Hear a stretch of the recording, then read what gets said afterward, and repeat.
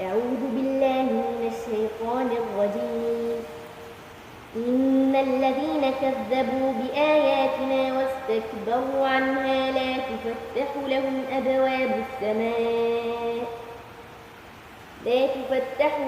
أبواب السماء ولا يدخلون الجنة حتى يلج الجمل في سم الخياط وكذلك نجزي المجرمين.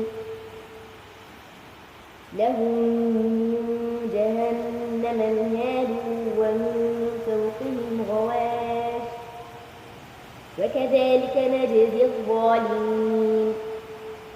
والذين آمنوا وعملوا الصالحات لا نكلف نفسا إلا وسعها أولئك أصحاب الجنة هم فيها خالدون.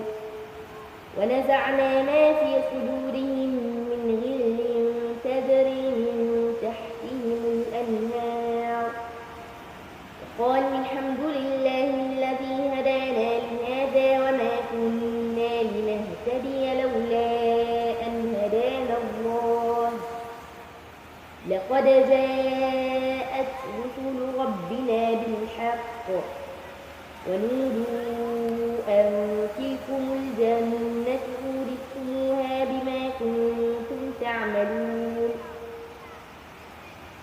ونادى أصحاب الجنة أصحاب النار أن قد وجدنا ما وعدنا ربنا حقا فهل وجدتم ما وعد ربكم حقا؟ قالوا نعم. فأذن مؤذن بينهم اللعنة الله على الظالمين. الذين يصدون عن سبيل الله ويبغونها عوجا وهم بالآخرة كافرون وبينهما حجاب.